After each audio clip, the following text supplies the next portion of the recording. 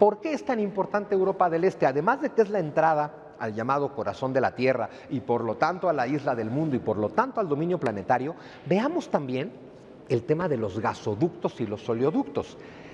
La Unión Soviética, bueno, el Imperio Ruso, después Unión Soviética, hoy Federación Rusa, tiene las principales fuentes de gas natural y de petróleo del mundo. Siberia tiene una cantidad de recursos energéticos tremendos y particularmente desde la caída soviética en la década de los 90, ya había antes ductos soviéticos que le llevaban combustible a Europa. Tras la caída soviética y además en tiempos de Boris Yeltsin, que hubo buena relación entre Rusia y Europa, se hicieron todavía más ductos, hasta que se llegó a un punto en el que toda Europa dependía energéticamente del gas y el petróleo ruso, lo cual parecía una buena idea. La Rusia de los 90 parecía amistosa, parecía amigable, parecía una Rusia en la que Occidente podía confiar y te podía dar petróleo y gas súper barato.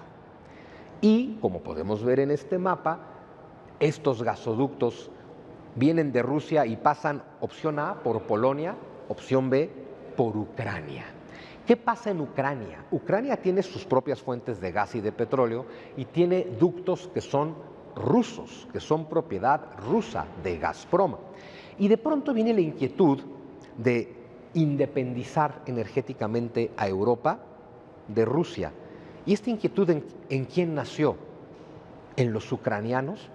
No necesariamente, nació también en Joe Biden y Hunter Biden, que resultan ser los amos y señores del gas ucraniano, particularmente de la empresa ucraniana Burisma Holdings, que hasta antes de que empezara la guerra, su CEO era Hunter Biden, aquel al quien su papá, el presidente, ya le dio un indulto presidencial, a pesar de estar en la cárcel por una serie de corruptelas, pero en fin.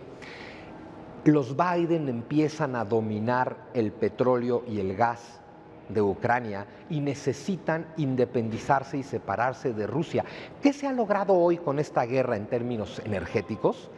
Que con las sanciones a Rusia como pretexto, Europa hoy le compra gas al triple de precio a Estados Unidos. ¿Qué ganó Europa con esto? No sé. ¿Pero qué ganaron los europeos? Nada. Imagina que de un día para otro el precio del gas te cuesta el triple. El gas te cuesta el triple porque los poderosos se están poniendo de acuerdo y quieren separar energéticamente a Rusia de Europa para que Ucrania sea el nuevo proveedor y con ellos Joe y Hunter Biden se hagan un poquito más poderosos, un poquito más millonarios. Y sin embargo, ¿cuál es el problema? Que desde que cae la Unión Soviética, Ucrania, a ver, al principio le pasó lo mismo a Ucrania que a todas las repúblicas soviéticas. ¿Quién aspiraba a ser presidente? Pues alguien del Partido Comunista. Los primeros presidentes de estas repúblicas pues siempre fueron comunistas y muy prorrusos. Conforme pasa el tiempo, vamos a ver países como Estonia, Letonia, Lituania, que de inmediato se integran a la Unión Europea y buscan la OTAN y buscan alejarse de Rusia, pero vamos a ver en países como Georgia, Azerbaiyán, Armenia, Ucrania, Bielorrusia, Kazajstán, siempre esta postura que está hasta hoy de o somos prorrusos o somos prooccidentales. Ucrania en particular siempre estuvo partida a la mitad. Los primeros 20 años de la vida independiente de Ucrania siempre tuvieron gobiernos prorrusos. Y luego es bien interesante ver cómo ya en el siglo XXI va a haber en Ucrania dos golpes de Estado. En dos ocasiones en que un gobierno prorruso estuvo en el poder, hubo golpes de Estado financiados por Estados Unidos que derrocaron a los gobiernos prorrusos para poner gobiernos prooccidentales para seguir azuzando el conflicto. Es decir, es un conflicto mandado a hacer que en serio no tiene que ver con que un día Vladimir Putin se haya levantado de mal humor y haya decidido invadir Ucrania, por supuesto. Pero además aquí aparece otra persona interesantísima que se comenta muy poco, Ihor Kolomoisky. Y es muy importante conocer a Ihor Kolomoisky porque es el titiritero de Volodymyr Zelensky. Ihor Kolomoisky es un magnate ucraniano. Tiene triple nacionalidad, es ucraniano, chipriota e israelí. Es judío, igual que Volodymyr Zelensky, por eso tiene la nacionalidad israelí. Chipriota, no tengo claro aún por qué, y Ucrania porque nació ahí. Pero en Chipre es donde lava su dinero, eso también está muy claro. ¿A qué se dedica Ihor Kolomoisky? Es magnate de los medios de comunicación, pero también se dedica a la venta de armas, tanto legales como ilegales, y al tráfico de drogas y personas. Todo esto que en un ambiente de guerra florece maravillosamente. Bueno, pues tenemos a Igor Kolomoisky, que además está metido como accionista de Burisma Holdings. De hecho, hoy se rumora que es el CEO, sin que se pueda comprobar, porque es una empresa muy opaca que no da absolutamente ningún dato. Tienes a Igor Kolomoisky, está metido en Burisma Holdings, está metido en el gas, está metido en el petróleo, está metido en armas, está metido en tráfico de personas, está metido en tráfico de drogas y es el dueño de un medio de comunicación.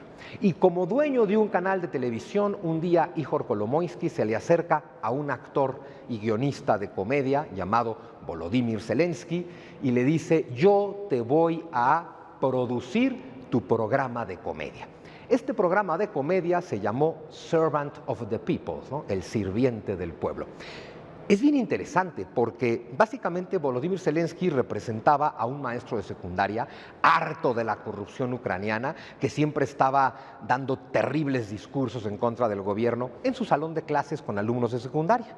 Pero un día uno de sus alumnos lo graba con el teléfono, lo sube a redes y le hacen una campaña para ser presidente. Cuento corto, el maestro de secundaria se convierte en presidente por accidente.